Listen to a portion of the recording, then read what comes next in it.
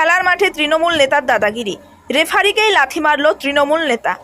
একদিকে রাজ্য জুড়ে যখন খেলা হবে দিবস পালন করছে রাজ্য সরকার, ঠিক সেই সময় খেলার মাঠে তৃণমূল নেতার দাদাগিরি রীতিমতো ভাইরাল সমাজ মাধ্যমে।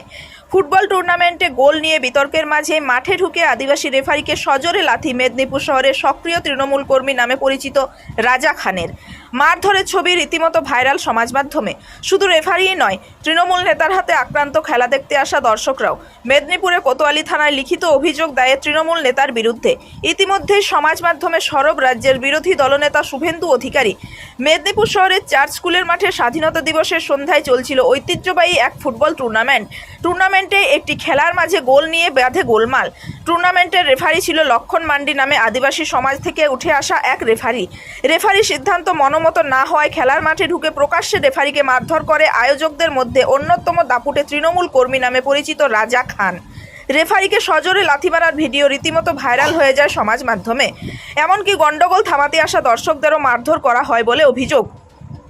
ঘটনার পর শনিবার সকালে মেদিনীপুর কোতোয়ালি থানায় লিখিত অভিযোগ দায়ের করে আক্রান্তরা। ঘটনার তীব্র নিন্দা জানিয়েছে পশ্চিম মেদিনীপুর জেলা রেফারি অ্যাসোসিয়েশন।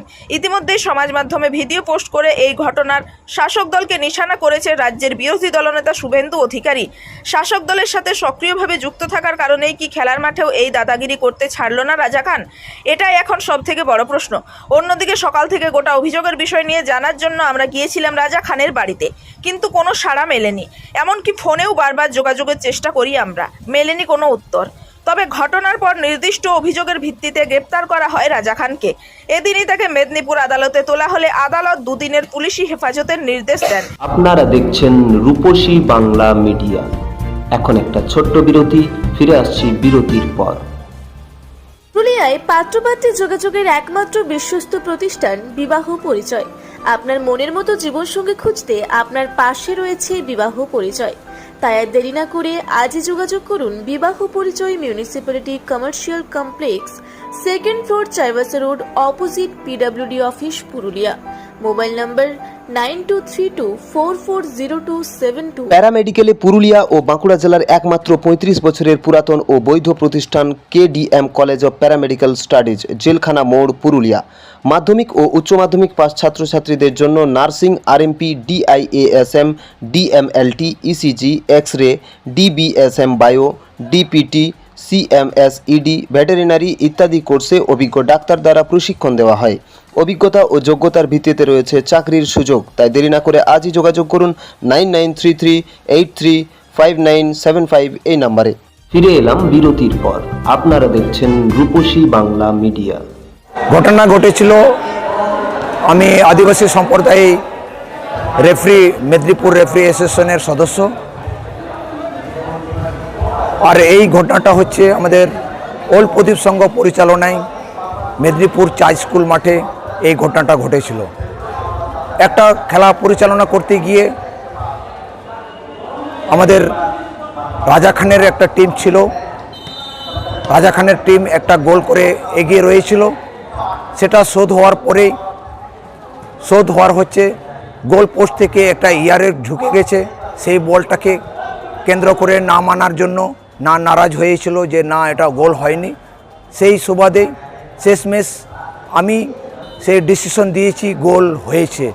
শেষমেশ দুটো টিমেই রাজা খানের 1 আর এগেন্সে 1, এইভাবে খেলা করতে গিয়ে ডিসিশন নেওয়ার সাথে সাথে আমার মাঝ মাঠে আমাকে পা দিয়ে লাথি মারা এবং হাত দিয়ে রাজা খান আমাকে মেরেছিল। উনি, আমি দলের নয়, আমি রাজা খানের টিম ওখানে উল্লেখ করা হয়েছে। আচ্ছা, আর শেষমেশ আবার 15 মিনিট খেলা শেষ হলো। রাজা খান 3 আর এগেন্সে 1 করে রাজা খানের টিম এগিয়ে রয়ে গেলে এবং জিতেছে। আর এইভাবে আমার আদিবাসী সম্প্রদায়ে আমি মেদিনীপুর ডিস্ট্রিক্ট এবং বাঁকুড়া, পুরুলিয়া এবং আমাদের হাওড়া বিভিন্ন এলাকায় আমি রেফারি পরিচালনা করি। আমি একজন আদিবাসী সম্প্রদায়ের রেফারি। আমাকে এইভাবে হেনস্থা এবং এইভাবে যদি আমাকে করে, যাতে আমরা আপনাদের কাছে সহযোগিতা পাই, এই আশা রাখছি। আমার মেদিনীপুর থেকে দেবপ্রসাদ মণ্ডলের রিপোর্ট, রূপসী বাংলা মিডিয়া। আপনারা দেখছেন রূপসী বাংলা মিডিয়া। এখন একটা ছোট্ট বিরতি, ফিরে আসছি বিরতির পর।